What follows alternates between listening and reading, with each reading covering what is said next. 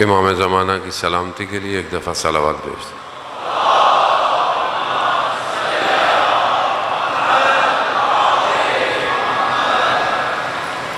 لا حول ولا قوة الا باللہ العلی العظیم حسبنا اللہ ونعم الوکیل نعم المولا ونعم النصیر اعوذ باللہ من الشیطان الرجیم بسم اللہ الرحمن الرحیم الحمد للہ الذی یؤمن الخائفین وینجی الصالحین ویضع المستكبرین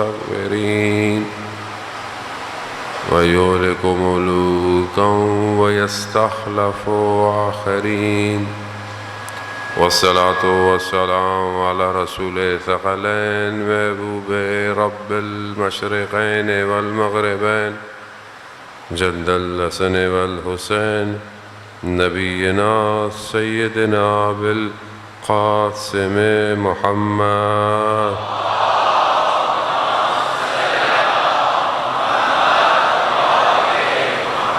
وعلى آلہ الطیبین الطاہرین المعصومین لا سیما بقیت اللہ فی الارضین روحی وارواحنا لتراب مقدم الفدا ولعنت اللہ علی اعدائہم اجمعین بسم اللہ الرحمن الرحیم رب اشرح لی صدری ویسر لی امری واحلل عقدۃ من لسانی یفقہوا قولی اما بعد فقد قال اللہ تبارک و تعالی فی کتاب الحکیم والقرآن المجید وما خلقت الجن والانس الا لیعبدون صلوات بھیجئے محمد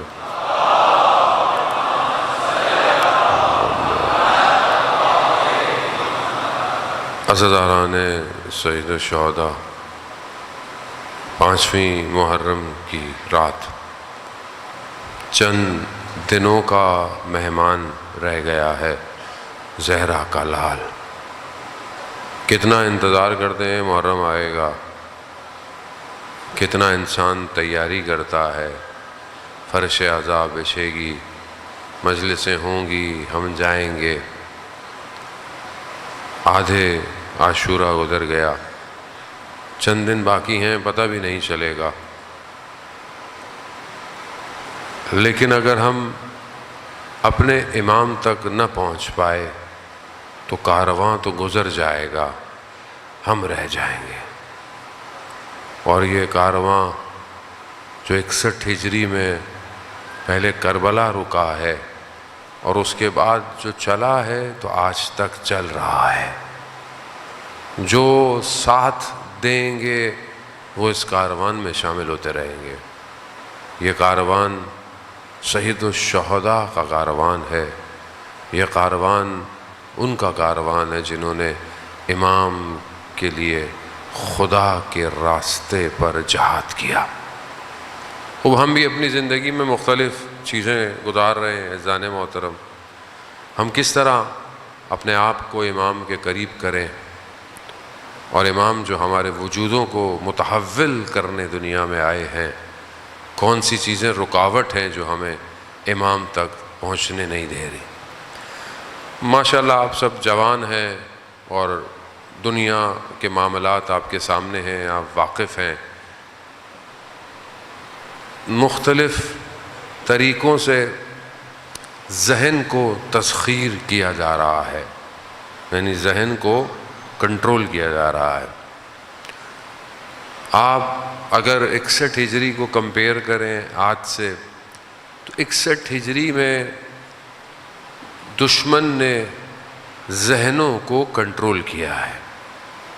آخر کیا وجہ تھی کہ یہاں ہزاروں کی تعداد امام کے سفیر کے پیچھے، امام کے نمائندے کے پیچھے، اور اچانک سے وہ تعداد ختم ہو گئی، اچانک سے وہ تعداد غائب ہو گئی۔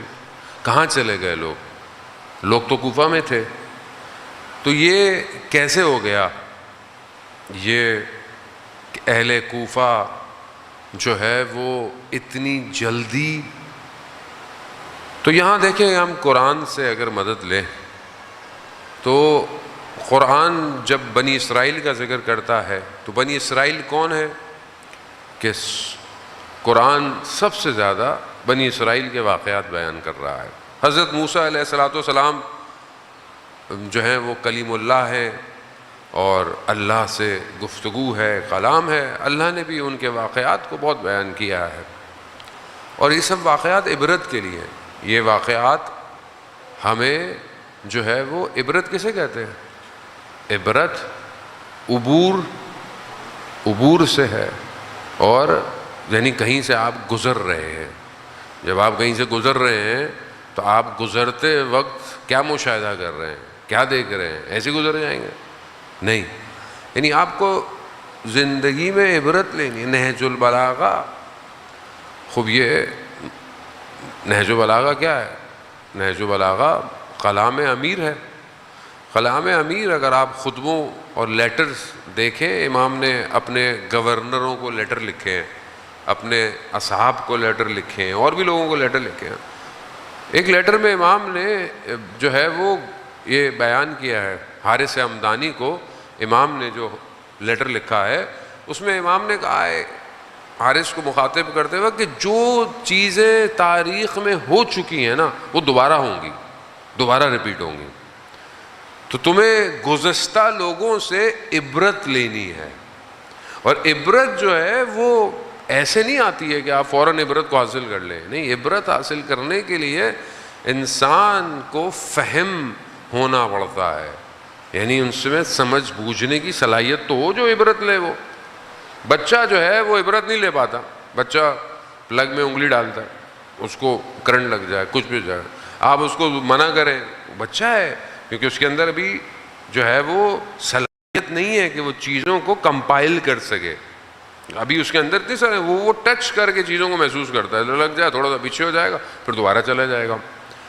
لیکن عبرت کے لیے فہم چاہیے، انڈرسٹینڈنگ علم کی طرف متوجہ کرتی ہے۔ جب آپ انڈرسٹینڈ کر سکیں، مثلا ایک بچہ ہے اس کی سمجھنے کی صلاحیت کم ہے تو آپ اس کو کچھ بھی پڑھاتے رہیں اس کو سمجھ نہیں آئے گا۔ بچے ہوتے ہیں، اسپیشل چائلڈ ہوتے ہیں، ذہن انسان بڑا ہو جاتا ہے مگر ذہن بالغ نہیں ہوتا۔ خوب کیوں؟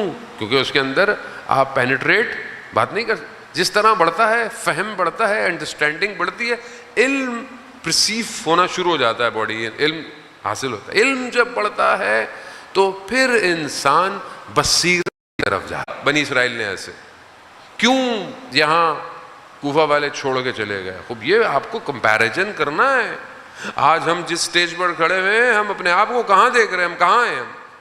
ہم بنی اسرائیل والے، ہم کوفہ والے ہیں، یا ہم دونوں میں سے بہتر ہیں، یا ہم آگے کی طرف بڑھ رہے ہیں؟ بنی اسرائیل کیوں ایسی ہو گئی؟ بنی اسرائیل کیونکہ فرعونیت کے نظام میں پلی بڑھ رہی تھی۔ فرعون کا نظام کیا ہے؟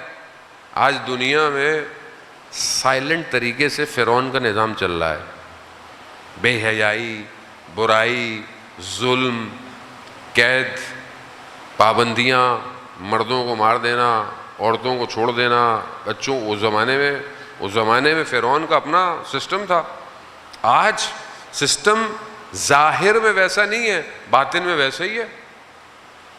آج آپ کے برین کے ذریعے سے وہ مردوں کو مار دیتا ہے، عورتوں کو غلام بنا رہا ہے، خواہشات کا غلام، آرزوؤں کا غلام۔ سوشل میڈیا اس ٹائم جس فرعونیت کا مظاہرہ کر رہا ہے کوئی بھی نہیں کر سکتا۔ لوگوں کے وجود میں خود نمائی پیدا کرنا، میرے کتنے فالوورز ہیں، میرے کتنے لائکس ہیں، میں اپنے آپ کو دکھاؤں۔ انسان آج کیا کر رہا ہے؟ صرف دکھانے کے لیے اپنے گھر کی باتیں، اپنے کمرے کی ویڈیو، اپنی پرائیویٹ چیزیں، ہر چیز کیوں ڈال رہا ہے؟ اصل کیا پرابلم ہے اس کو؟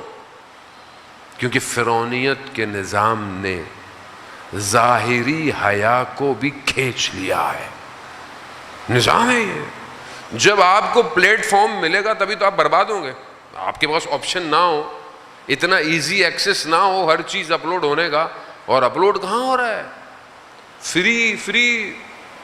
ابھی میں یہاں کے پیکج دیکھ رہا تھا، پتہ نہیں 480 روپے میں 60 GB. دنیا میں نہیں ہے، دنیا میں 1 GB مہنگا ہے. خریدنے جائیں آپ، یورپ جائیں 30 یورو 1-2 GB دیا انہوں نے بڑی مشکل سے مجھے. بھائی تھوڑا سا تو بڑھا دیں آپ، 10 GB کر لو. یہاں 480 روپے 50 روپے میں 600 نیٹ ورک، پتہ نہیں یہ کال، اور 60 GB. کیوں؟ تاکہ یہ بچے نیٹ فلکس بیٹھ کے دیکھتے رہیں، یوٹیوب دیکھتے رہیں، ٹک ٹاک دیکھتے رہیں. نظام ہے. کیا دیکھنا ہے انہوں نے؟ فزکس تھوڑی پڑھنی ہے، میتھس تھوڑی پڑھنی ہے، کیمسٹری تھوڑی پڑھنی ہے انہوں نے. حیا. یہ جب اس سسٹم میں آپ بڑے ہوں گے، خدا نخواستہ آپ کو نہیں کہہ رہا، ویسے کہہ رہا ہوں، جنرل کہہ رہا ہوں، تو اب آپ کیسے آپ الہی نظام میں انٹر ہو پائیں گے؟ کیسے ہوں گے آپ؟ کوئی جو ہے وہ متوجہ کرنے والا، کیونکہ ہم خود متوجہ نہیں ہیں، ہم آپ کو کیا متوجہ کریں گے؟ کیونکہ ہم مولوی حضرات تو خود اپنی لائکس میں پڑے ہوئے ہیں، کس نے کتنے ویوز لے لیے، کس نے کتنے وہ لے لیے. ہم تو اپنے پھنسے ہوئے ہیں، کس کی مجلسیں کتنی جگہ لائیو جا رہی ہیں. خوب بھی خطرناک ہے یہ. میں یہ نہیں کہہ رہا کہ ضروری نہیں ہے، بہرحال مجلس یہاں سے دنیا میں جاتی ہے، لوگوں کو فائدہ ہوتا ہے، لیکن ہماری خواہشات، ہماری آرزوئیں ہدف امام حسین سے بہت دور چلی گئی ہیں. چاہے ہم عزاداری کیوں نہ کر رہے ہو. آپ بھی عزاداری پہ آتے ہیں، آپ بھی کہتے ہیں چلو ایک ویڈیو بنا کے دیکھ لو، تھوڑا اپلوڈ کر لیں، پھر دیکھیں کتنے لوگوں نے لائک کیا. آج میں نے ویڈیو ڈالی تھی، یہ بری بات نہیں ہے، لیکن آپ کا ہدف کیا ہے؟ آپ کو کس چکر میں پھنسا دیا گیا ہے؟ کس چیز میں گریب کر لیا گیا ہے؟ یہ سسٹم کوفہ میں جو ابن زیاد ملعون نے جو پینیٹریشن کی ہے، جو میڈیا وار چلائی ہے، اس نے حضرت مسلم کو اکیلا کر دیا. اس کو سمجھنے کی ضرورت ہے کس طریقے سے وہ آیا. پہلی اسٹریٹجی ابن زیاد کی کیا تھی؟ بہروپیہ، روپ بدل کر آنا، سچ نہیں بتانا. کس طرح آیا وہ؟ کوفہ کس کا انتظار کر رہا ہے؟ کوفہ میں خط لکھے گئے، لوگوں نے بولا مولا آ جائیے. کوفہ کس کا انتظار کر رہا ہے؟ امام کا. کس حلیے میں آیا؟ مقدس حلیے میں کوفہ میں انٹر. کیا ہوا؟ اتنے سارے کوفہ والے تھے، 3-4 لوگوں کو روک نہیں سکتے تھے. نفوذ کیا. جہاں آپ کے احساس اور جذبات ہیں، دشمن وہیں سے نفوذ کرتا ہے، وہیں سے نفوذ کرتا ہے. دشمن آپ کے سامنے نہیں آئے گا زہر کھا لو، چاکلیٹ کے اندر زہر دے گا یہ لوگ کھاؤ. دشمن سمجھنے کی خوب ضرورت ہے. اگر آپ اس دوسری چیز کو کہ جو توحید کے مقابلے میں ہے اسے انڈرسٹینڈ نہیں کریں گے، امام تک نہیں پہنچ سکتے. آپ کو پتا تو ہو کہ سامنے والا رکاوٹ کیا دے رہا ہے. اب یہ سسٹم سب سے پہلے آ کر جہاں معاشرے کو دھوکے میں ڈالتا ہے، جہاں نفسوں کو خریدتا ہے، جہاں اجتماع کو اغوا کر لیتا ہے، اجتماع اغوا ہو جاتا ہے. اب آپ سوچیں نا کہ ہم کتنی بڑی تعداد میں جو ہے وہ پوری دنیا میں ذکر امام حسین علیہ السلام کر رہے ہیں، پوری دنیا کے اندر. اب یہ پوری دنیا میں ذکر کے باوجود بھی ہم تبدیلی اس طرح نہیں لا پا رہے جس طرح لانی چاہیے. اس کی وجہ کیا ہے؟ کیونکہ ہم اغوا ہو جاتے ہیں. ہم یہاں سے باہر نکلتے ہیں، جیسے بہت سارے لوگ کہتے ہیں مولانا صاحب میں مانچسٹر میں تھا، میرے دوست ساتھ تھے، ان کی ڈیوٹی تھی روز مجھے مجلس میں لے کے جاتے تھے. وہ ان کے چکر میں مجھے روز مجلس بھی نہیں پڑھنی پڑتی تھی، ریپیٹ بھی نہیں کرتا تھا میں تو روز، یہ تو ساتھ میرے ہوتے ہیں. تو انہوں نے کہا مولانا صاحب مجلس میں تو ایسا لگتا ہے کہ بس انسان ٹکرے مار دے، توبہ، لیکن ویسے باہر نکلتے ہیں پھر وہی دنیا، وہی چیزیں آ جائیں. وہ دنیا ایسی ہے، دنیا کہ ہماری تو کوئی اتنی حیثیت بھی نہیں، نہ ہمارے زبان میں اتنی تاثیر ہے. لوگ رسول خدا حضرت محمد مصطفیٰ صلی اللہ علیہ وآلہ وسلم صلی اللہ اصحاب فرماتے ہیں کہ یا رسول اللہ، جب ہم آپ کے ساتھ ہوتے ہیں تو ہماری ایک عجیب کیفیت ہوتی ہے. لیکن جیسے ہی ہم باہر نکلتے ہمیں ایسا لگتا ہے دنیا واپس آ گئی. رسول خدا فرماتے ہیں اگر ہر وقت تمہاری حالت ایسی رہے تو ملائکہ تمہارے ہاتھوں کو چومنے لگ جائیں. اب یہ فطرت ہے انسان، اور یہ بہرحال جہاں انسان بری چیز بھول جاتا ہے وہاں اچھی چیز بھی بھول جاتا ہے. لیکن تکرار، ریپیٹیشن انسان کو بچا کے رکھتی ہے. اسی لیے 5 وقت کی نماز ایک چھوڑ دو گے، دوسری چھوڑ دو گے، تیسری چھوڑ دو گے، چوتھی چھوڑ دو، 5ویں تو پڑھو گے. آج چھوڑ دو گے کل تو پڑھو گے. کیوں رکھی ہے؟ ہفتے میں 1 دن عبادت نہیں ہے. اسی لیے عزاداری بھی ہر وقت ہے. آپ کا اپنا بھی کوئی مر جائے حسین کو یاد کرو. کیوں؟ کیونکہ حسین کو بھولنا نہیں ہے عزیزان محترم، اور یہ ہمارا اس میں کوئی کمال نہیں ہے. اب یہاں یہ بہت امپورٹنٹ ہے کہ وہ چیز جو انسان کو سب سے پہلے توڑتی ہے وہ یہی ہے کہ انسان علم اور فہم اور دین کی طرف محنت نہیں کر رہا. ہم جن لوگوں کا ذکر کر رہے ہیں، جن لوگوں کے لیے آج آئے ہیں عزیزان محترم، میں نے آہستہ آہستہ اسٹیپ آپ کی خدمت میں بیان کیے کہ ہم کس طریقے سے جو ہے وہ اپنے قلب کو روشن کریں. قلب کو روشن کرنے کے لیے ظاہر ہے عقل جو ہے، خداوند متعال نے عقل کو 70-75 لشکر دیے ہیں. حدیث عقل و جہل جو ہے اس میں اللہ نے عقل کو لشکر کیا ہے؟ شجاعت، صبر، استقامت، ایمان، یہ سب عقل کے لشکر ہیں.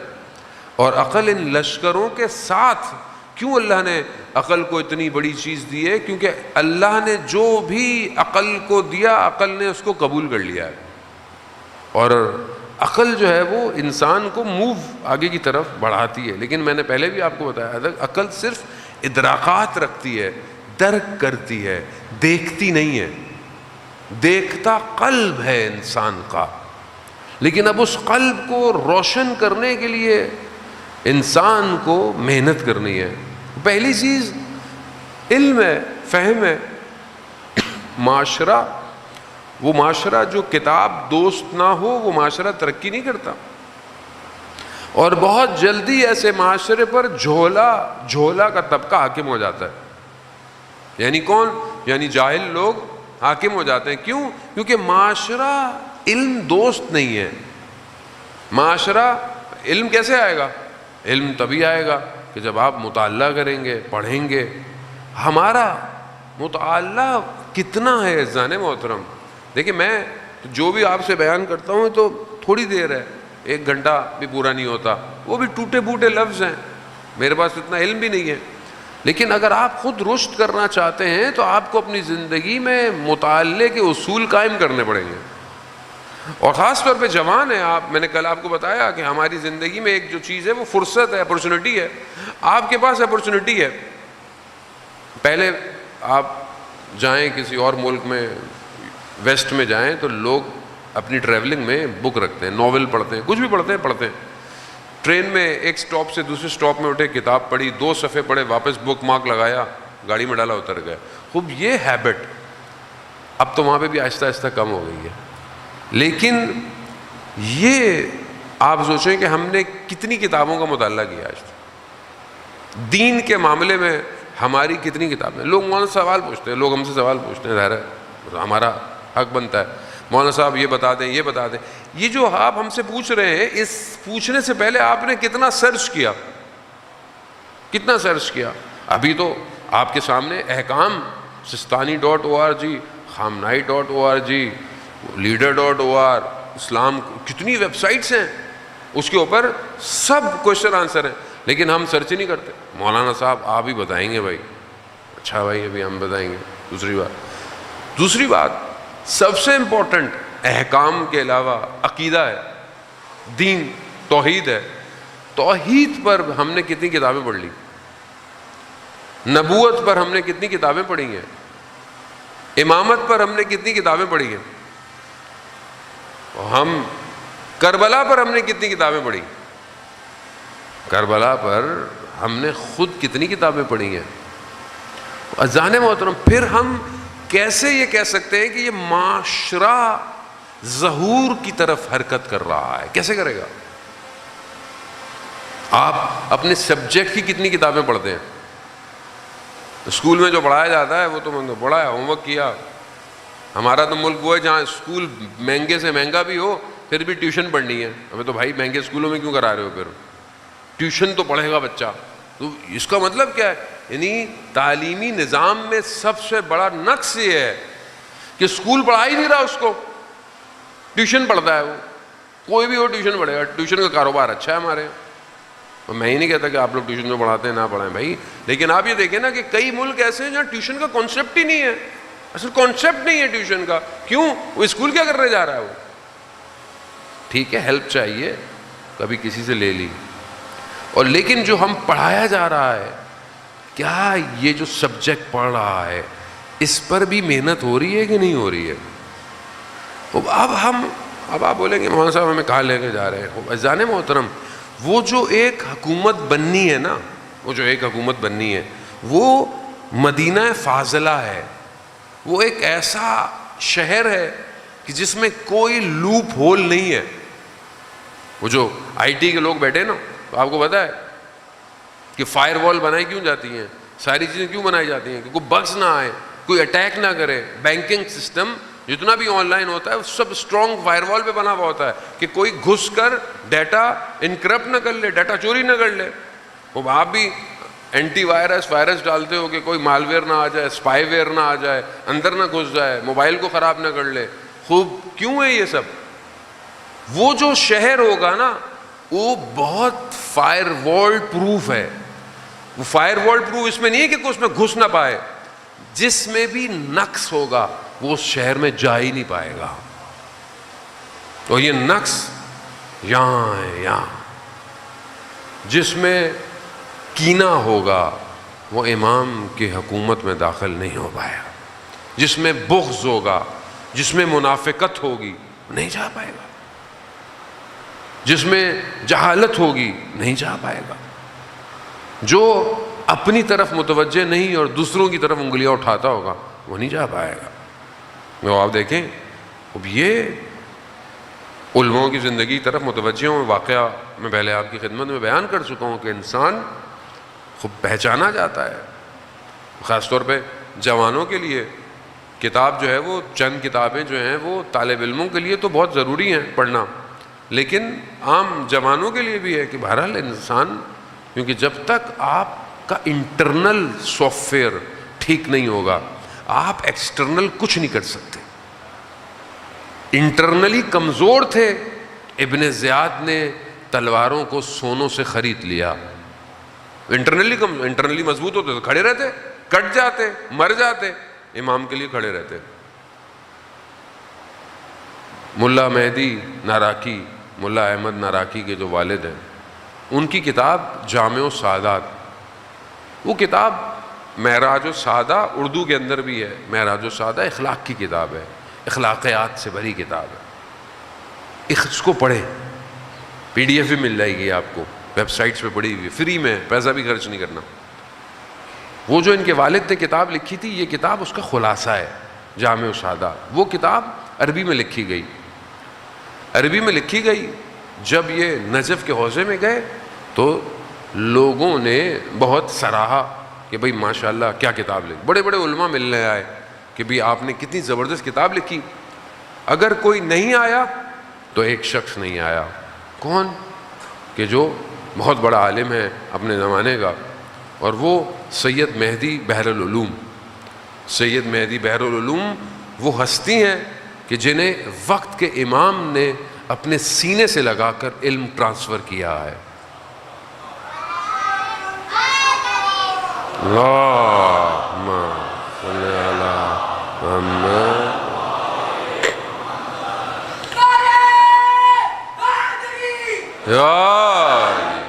وہ امام نے سینے سے لگا کر مسجد کوفہ میں علم کو ٹرانسفر کیا ہے. وہ ایسی شخصیت تھی.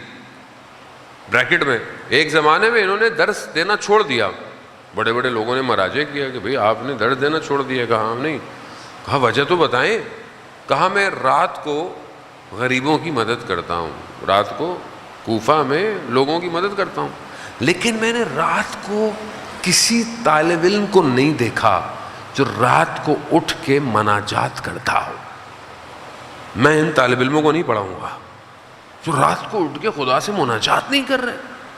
جب یہ طالب علموں کو پتہ چلا تو کہتے سب نے گریہ کیا, استغفار کیا اور راتوں کو اٹھ کے تضرع شروع کر دیا. تب انہوں نے دوبارہ تدریس شروع کی.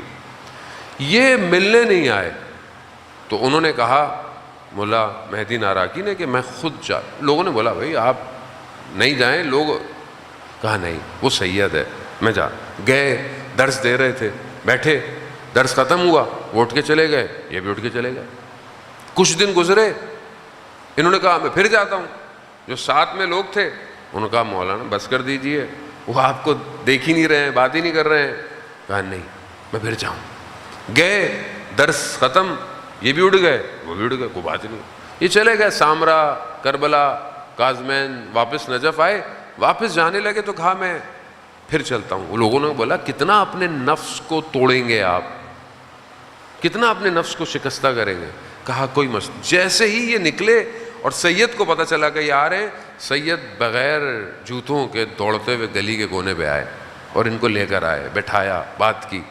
کہا آپ پوچھیں گے نہیں کہ آپ پہلے 2-3 دفعہ آئے, میں نے آپ سے بات نہیں کی یا میں آپ کے پاس نہیں آیا؟ کہا نہیں. کیوں, کیا وجہ ہے؟ کہا میں یہ دیکھنا چاہتا تھا کہ جو اخلاق کی کتاب آپ نے لکھی ہے یہ اخلاق آپ میں پایا جاتا ہے کہ نہیں جاتا؟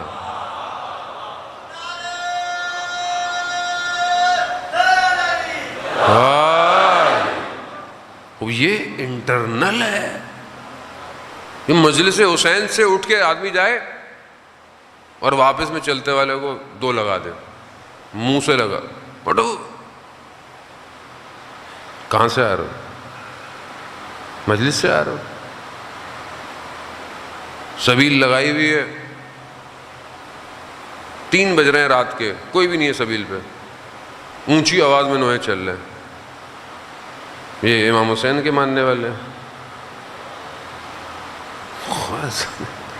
یعنی حسین کو نہیں سمجھے. یعنی آپ دنیا کو کیا دکھانا چاہ رہے ہو؟ یعنی ہم محرم میں ہم کچھ بھی کریں گے. ابے بھائی کیا مطلب کچھ بھی کریں گے؟ لوگوں کو کھینچو اپنی طرف, ریپیل کر رہے ہو. مجھے کئی لوگ بعض اوقات بیچارے لوگ ڈرتے ہیں, کسی کو کچھ بول دو کہتے ہیں لو بھائی آزاداری کی دشمن ہو. بھائی بیچارے لوگ اپنے اپارٹمنٹ سے لوگوں نے مجھے ویڈیو بنا کے بھیجی ہیں. مولانا صاحب دیکھیں کوئی بھی نہیں کھڑا ہوا, دریاں بھی نہیں بچھی ہوئی ہیں, بس ایک 2-4 کناتیں لگی ہوئی ہیں اور 3 بج رہے ہیں. دیکھیں اب کوئی بوڑھا ہے, کوئی بزرگ ہے. عزیزان محترم معاملہ بہت نازک ہے. امام حسین تک پہنچنا آسان نہیں ہے, اپنی ذات سے گزرنا پڑتا ہے. جو اپنے آپ کو فنا کرے گا وہ حسین تک پہنچے گا. جہاں میں ہوں, جہاں میری باتیں ہوں, وہاں امام حسین نہیں آ سکتا. یہ قلب بہت پاک ہے, اسی کی تو اصلاح کرنی ہے. مجلس ہے اس لیے میں اپنی اصلاح کے لیے آتا ہوں. میں خود مجلس نہ پڑھوں میں مر جاؤں گا. وہ چند دن گزرتے ہیں میں کہیں ٹریول نہ کروں, میرے گھر والے میرے چہرے پر پریشانی دیکھتے ہیں تو وہ کیا کہتے ہیں, اب آپ بہتری یہ چلے جائیں تو اچھی بات ہے کہیں نہ کہیں, کیونکہ آپ کے حالات ہمیں اچھے. کیوں؟ کیونکہ رزق کے معنوی ذکر حسین ہے, وجود کو ذکر چاہیے. امام علی علیہ السلام فرماتے نہیں تھے کمیل سے, کمیل واز کرو واز. کیوں؟ کان سننا چاہتے ہیں. وہ جب انسان وجود اس کا گفتگو کرتا ہے تو وہ خود بھی سن رہا ہوتا ہے, خود سن رہا ہے. ہمارے ایک مرشد کہتے تھے کہ تم جب بولتے ہو تو تم نہیں بول رہے, ہم بول رہے ہوتے ہیں.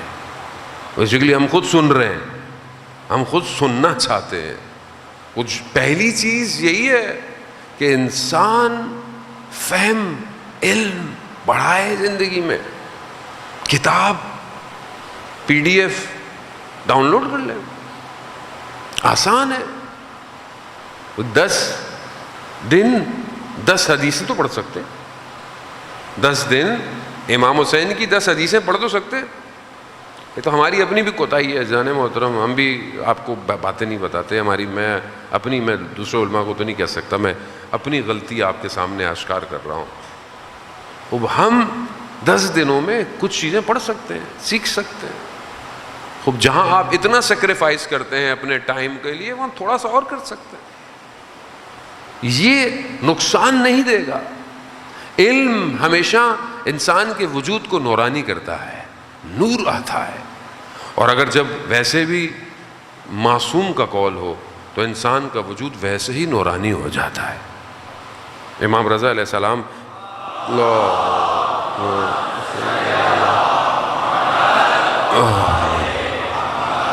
امام رضا فرماتے ہیں کہ تم ہمارے کلام کو لوگوں تک پہنچا دو، ہم جانیں اور لوگ جانیں. اور یہی امام فرماتے ہیں کہ مجھے مشہد سے بڑی محبت ہے. ویسے تو ہر حرم سے محبت ہے، لیکن مشہد کی ہوا کچھ الگ ہی ہے. ویسے امام فرماتے ہیں کہ تم اللہ کی طرف سے، کہ تم اگر اللہ کے کم دیے ہوئے پر راضی ہو جاؤ تو خدا تمہارے کم عمل کو بھی قبول کر لے گا. یہ انسان خوب طلب تڑپ ضروری ہے جان محترم. ایک عالم دین جن کو اللہ نے توفیق دی ہوئی تھی کہ وہ حرم میں سحر کی اور فجر کی نماز پڑھا کرتے، 2 گھنٹے کہتے ہیں کہ تہجد پڑھا کرتے تھے. 2 گھنٹے تہجد. خدا ہمیں بھی جو ہے وہ اس سحر میں خدا کلام کرنے کا رزق عطا فرمائے. تہجد پڑھا کرتے تھے. بیمار ہو گئے، مریض ہو گئے، شدید مریض ہو گئے، ہاسپٹل چلے گئے. اب خدا جو ایک توفیق تھی جو ہر روز مشہد میں امام کے حرم میں جانے کی، اب وہ کم ہو گئی. تو بڑا گریہ کیا انہوں نے کہ پاؤں میں شدید درد، نہیں جا سکتے. تو بہرحال توسل کیا امام سے. بیداری میں یا سوتے میں آیت اللہ شمس الدین آغا ہاشمی نجات سے اس واقعے کو بیان کرتے ہیں. کہتے ہیں کہ انہوں نے دیکھا کہ ایک باغ ہے اور باغ میں امام رضا علیہ السلام بیٹھے ہوئے ہیں اور باغ میں خوبصورت پھول ہیں.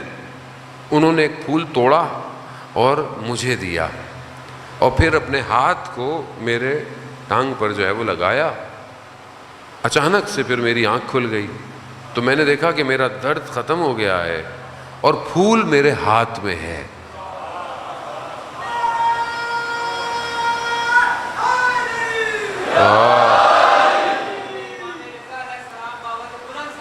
اللہم صلی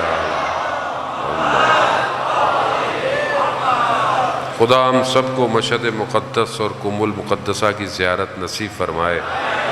وزان محترم وہ کہتے ہیں کہ امام نے جب یہ مجھے دیا تو وہ جو قرآن کی آیت بھی ہے کہ قرآن کو اللہ نے نازل کیا اور اس میں شفا رکھی ہے، کہ امام نے یہ آیت تلاوت کی. کہہ رہا اس کے بعد جب بھی کوئی مریض ہوتا تھا، کوئی بھی مریض ہوتا تھا، تو میں یہ آیت کی تلاوت کرتا تھا اور ہاتھ لگاتا تھا، وہ بھی ٹھیک ہو جاتا تھا. اب یہ وجود جب اس قابل ہو جاتا ہے تو یہ امام کو اپنے قلب سے مشاہدہ کرتا ہے. اب خدا ہمیں توفیق دے عزیزان محترم. اب جب تک ہم اپنے اس قلب کو وسیع نہیں کریں گے ہم کربلا نہیں پہنچ سکتے. اگر ہم نارمل رہے، اسی دنیا میں رہے، تو ہمارا حال وہی ہوگا جو اس شخص کا تھا. وہ جو ایک ذاکر تھا وہ کہتا تھا کہ امام کے صاحب میں بھی کربلا میں ہوتا تو امام کے صحابیوں کی طرح، انہوں نے کہا میں نے بھی ہوتا، میں بھی کھڑا ہو جاتا. امام کے صحابی تو کوئی ہوتے، میں بھی ہوتا تو میں بھی یہی کرتا. تو اسے خواب میں کیا دکھایا گیا؟ روز کربلا تیر آ رہے ہیں آتش سے بھرے اور وہ کھڑا ہوا ہے اور امام نماز پڑھ رہے ہیں. جیسے ہی تیر قریب آیا خود سائڈ پہ ہو گیا، تیر امام کو پیوست ہو گئے. چند تیر امام کو لگے، اب یہ شرمندہ ہے. امام نے کہا کہ آئندہ کبھی یہ نہیں کہنا کہ میرے صحابیوں جیسے، میرے صحابیوں جیسا کوئی نہیں ہو سکتا. یہ کربلا آسان نہیں ہے. توحید کی وادی میں آنا کربلا ہے، اور اس کے لیے ضروری ہے کہ انسان پہلے اپنی خواہشات سے، اور خواہشات انسان خود جو ایک سسٹم ہے انسان کا اپنا، وہ اس کو بھی آپ بغیر علم کے سولو نہیں کر سکتے۔ آپ کو پتہ ہونا چاہیے کہ انسان کے ظاہر میں جو بیماریاں ہیں، اسی طرح انسان کے باطن میں بھی بیماریاں ہیں، انسان کے باطن کے اندر بھی۔ کہ اب آج جو ویسٹرن علم ہے یا ویسٹرن ایک تھیوری ہے، وہ انسان کے باطن کی طرف متوجہ نہیں ہے، وہ صرف ظاہر ہے۔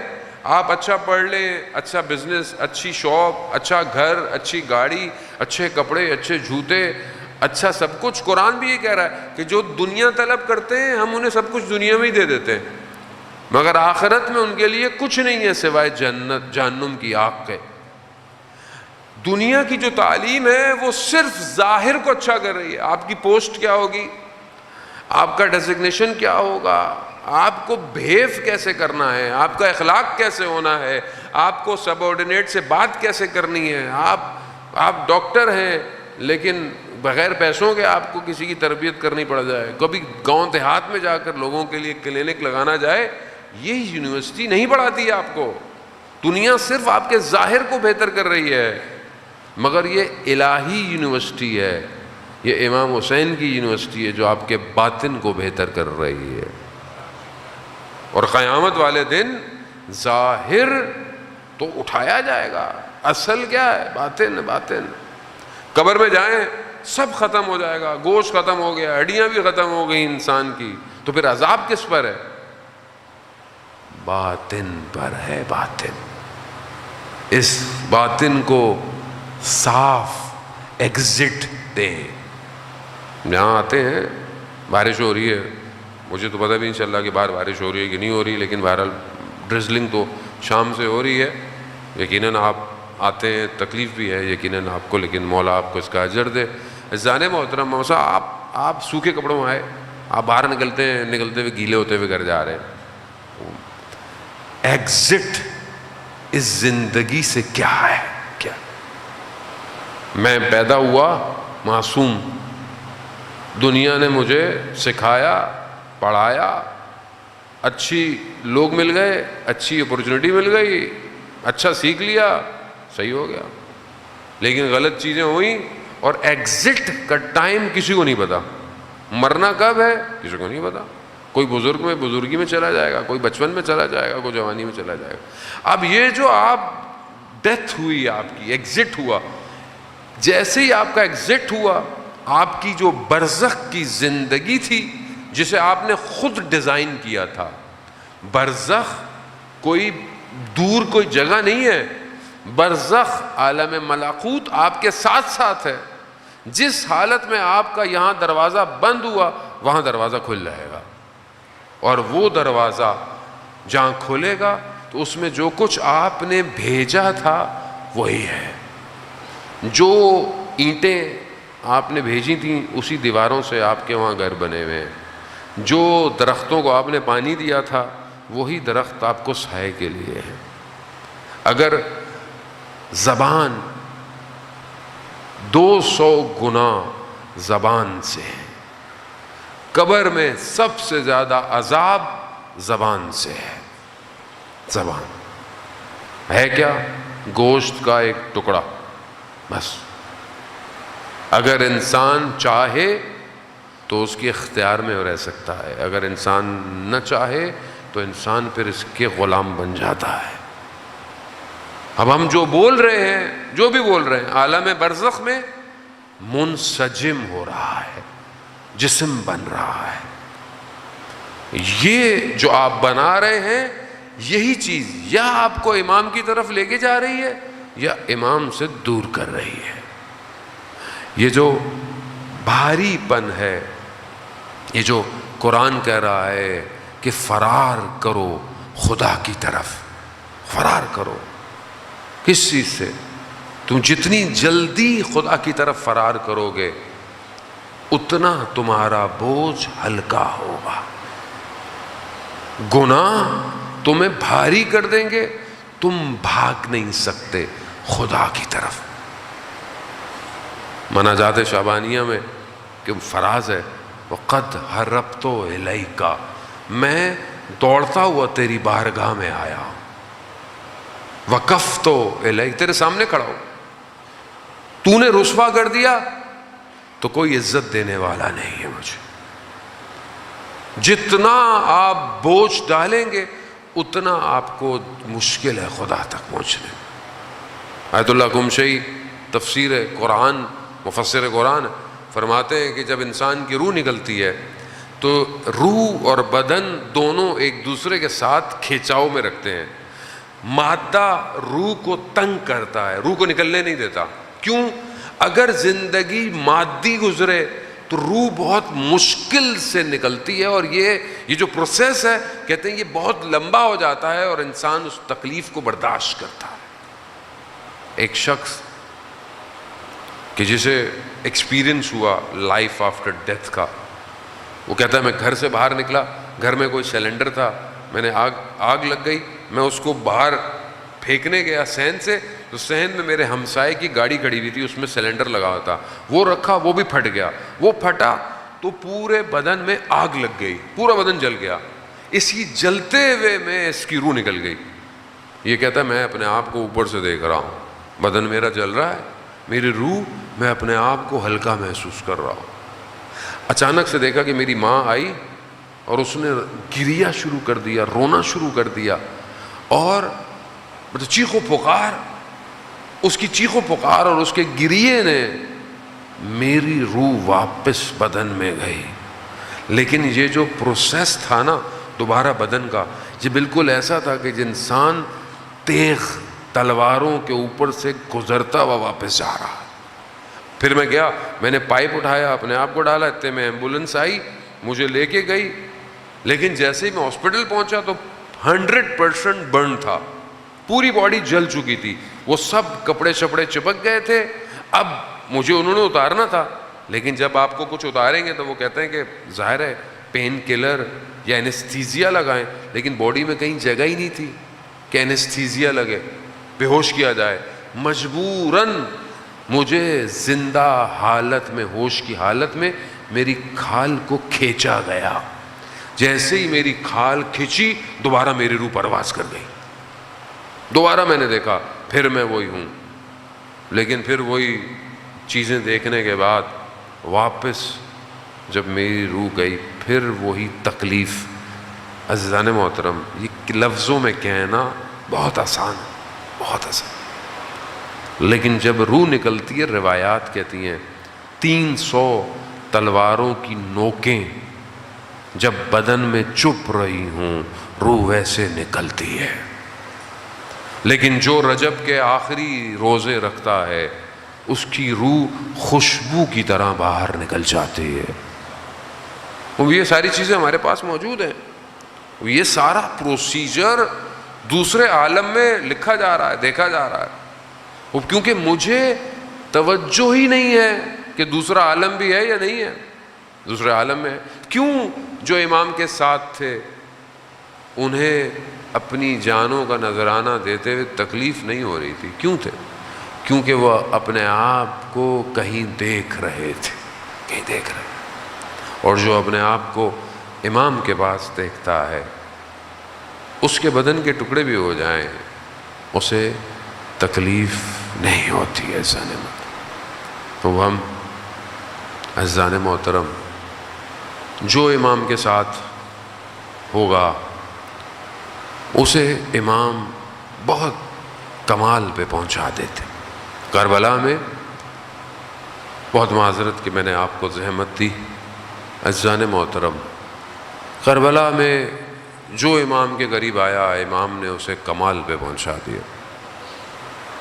کربلا میں کیسی کیسی ہستیاں ہیں، کیسی ہستیاں ہیں، معصوم کوئی نہیں ہے سوائے امام کے، لیکن آپ دیکھیں ان کے مقام دیکھیں، حضرت ابو الفضل العباس مقام دیکھیں آپ، جناب علی اکبر، جناب علی اصغر، اب یہ ہستیاں یہ آسان نہیں ہے، آج آپ ان کا ذکر کرتے ہیں، آج آپ ان کے لیے رو رہے ہیں، یہ کوئی یہ عام دنیا ہے، یہ وادی عام وادی نہیں ہے، یہ کسی اور وادی میں ماجرا ہر سال ہوتا ہے تو آپ کی آنکھوں میں آنسو آنا شروع ہو جاتے ہیں. یہ ماجرا ریپیٹ ہو رہا ہے. آپ کا قلب پاک ہے, آپ اس عالم سے چیزوں کو محسوس کر رہے ہیں. رونا, گریہ کرنا میڈیکلی پروسیجر ہے.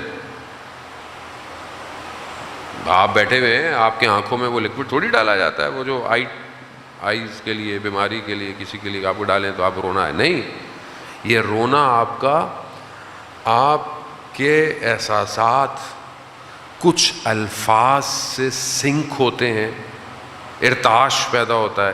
یہ ارتعاش آپ کے باطن قلب میں جاتا ہے. یہ جب آپ کے باطن قلب میں جاتا ہے تو منظر کشی ہونا شروع ہو جاتی ہے. یہ منظر کشی کسی اور عالم میں ہے. یہ منظر کشی جب ہوتی ہے تو فیومز آپ کے قلب سے اٹھنا شروع ہوتے ہیں. باڈی کا جو سسٹم ہے وہ آپ کے قلب کی اطاعت کرنے لگتا ہے اور آپ کی آنکھیں نم ہونا شروع ہو جاتی ہیں. اور یہ آنسو عام آنسو نہیں ہے.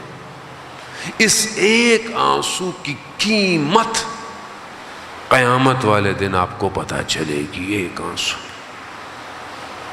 یہ بڑا پروسیجر ہے, بڑا سسٹم ہے. دنیا اس کو سمجھ نہیں پائی.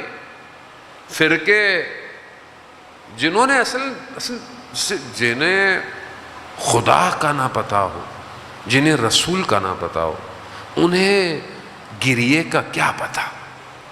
وہ جو کہتے ہیں رونا حرام ہے تو فلانا ہے, یہ انہیں کیا پتا رسول کسے کہتے ہیں. جو رسول امام حسین کی ولادت پہ خود روئے ہوں, میری آپ کی حیثیت. عزیزان موت, ایک اور ہستی کربلا میں ایسی ہے کہ جس کا وجود نہ ہوتا تو کربلا نہیں ہوتی. فارسی کے اندر مصرع ہے, کربلا میں ماند اگر زینب نہ بود. کربلا میں رہ جاتی, کربلا رہ جاتی کربلا میں اگر زینب سلام اللہ علیہا نہ ہوتی. بس یہ چند مصائب کے جملے. عزیزان محترم, آج ان کو رونا ہے جن پر بی بی زینب نے کربلا میں گریہ نہیں کیا گریہ. 28 رجب کے واقعہ میں نے آپ کی خدمت میں پہلے بھی بیان کیا, کس طرح بی بی زینب نکلی ہیں, اپنے بھائی کے ساتھ تیار ہو رہی ہیں, جا رہی ہیں, اپنے شوہر سے اجازت لی, بچے دے دیے گئے کہ بچوں کو لے جاؤ, جب وقت پڑے تو ان کو قربان کر دینا. بس سارے راستے بی بی زینب اپنے بھائی کے ساتھ, اپنے بھائی سے دور نہیں ہوئی. عجیب محبت ہے بہن بھائیوں کی, عجیب محبت. بھائی کے لیے پریشانی, بھائی کے لیے اضطراب. شب عاشور بھی بی بی زینب اپنے بھائی کے لیے پریشان ہے. بھیا یہ اصحاب کل آپ کا ساتھ دیں گے یا نہیں دیں گے؟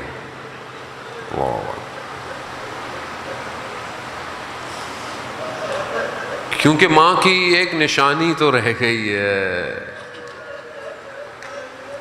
اب اس نشانی کو کیسے زینب چھوڑ دے.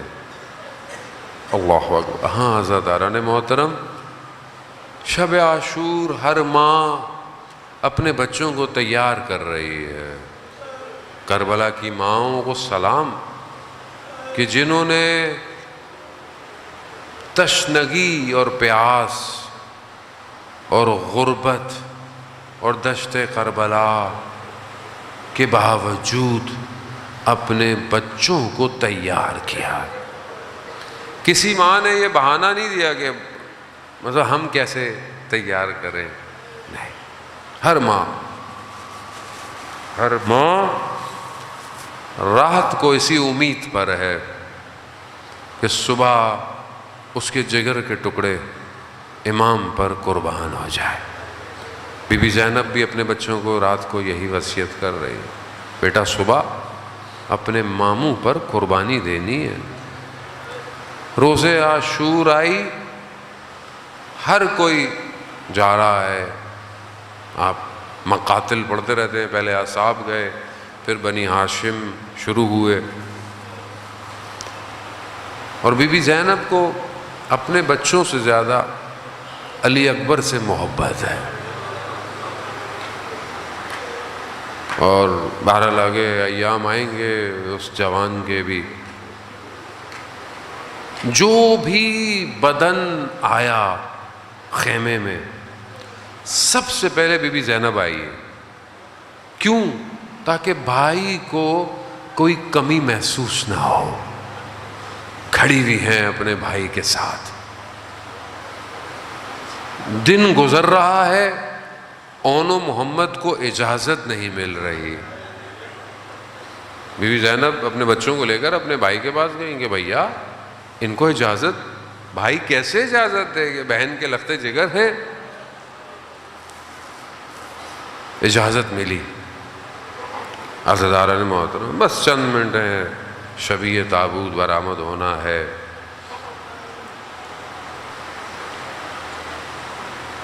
بی بی سیدہ کے نواسے ہیں یہ یاد رکھیے گا. ثانی زہرا کے بیٹے ہیں یہ. روتے ہوئے کوتاہی مت کیجیے گا. اللہ اکبر.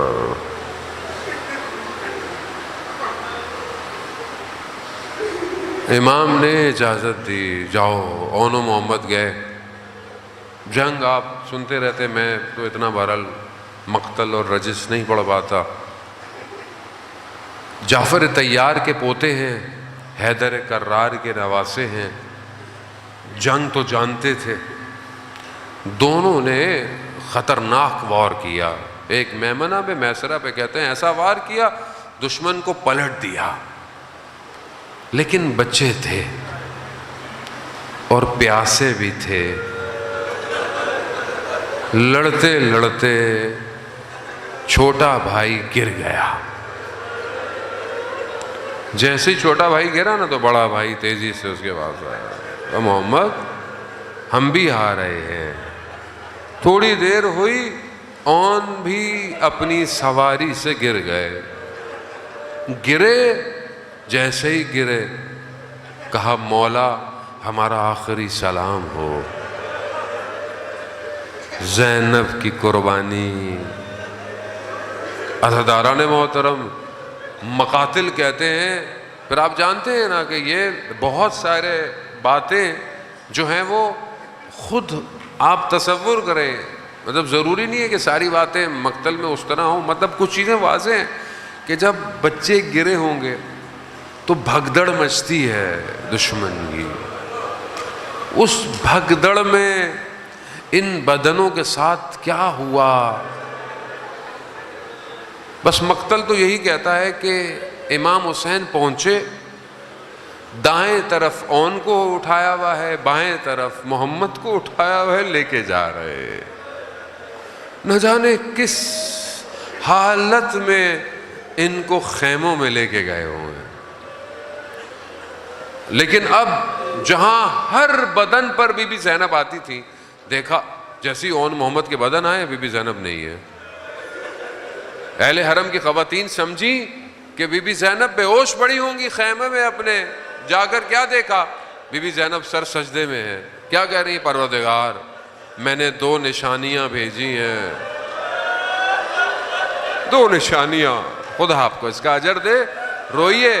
بی بی زینب نہیں روئی اون و محمد کو. خدا میں نے 2 نشانیاں بھیجی ہیں. ہائے غربت علی کی بیٹیوں کی. خواتین نے کہا کہ شہزادی اون و محمد آ گئے. کہا آ گئے؟ اون و محمد کیسے واپس آ گئے؟ اب جا کر کیا دیکھا؟ امام حسین سر جھکائے کھڑے ہیں. ایک طرف اون سو رہے ہیں، ایک طرف محمد سو رہا ہے. امام حسین اپنی بہن سے آنکھیں نہیں ملا رہے.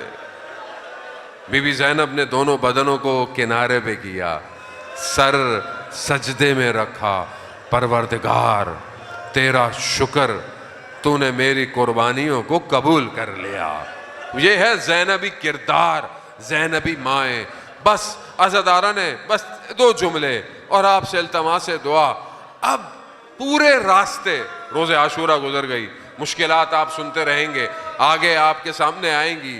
کہیں پر بھی مقتل یا کوئی عالم نے یہ نہیں کہا کہ زینب نے اونو محمد کو یاد کیا ہو, کہیں نہیں کیا, کہیں نہیں کہا. راستے میں اسیر ہو گئیں, یا کبھی سجاد کو بچا رہی ہیں, یا کبھی سکینہ کو بچا رہی ہے, کہیں نہیں. کبھی نیزوں سے بھی گفتگو نہیں کی, اگر گفتگو بھی کی تو اپنے بھائی سے کی.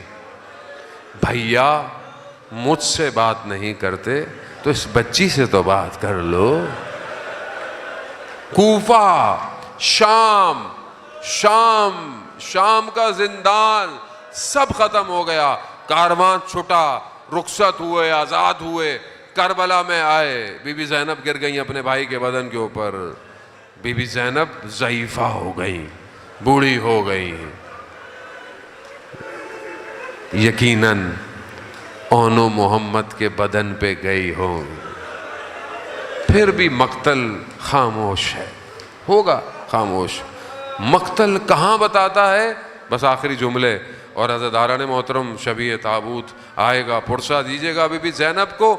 جب مدینہ پہنچی نا, مدینہ میں جیسے ہی اپنے گھر میں داخل ہوئی, اپنے گھر کے حیات کو دیکھا, ان چھوٹے حجروں میں چھوٹے چھوٹے بستروں کو دیکھا. اب زینب کو یاد آیا, ہائے میرے اور ہائے محمد, ارے تمہاری ماں اب کیسے تم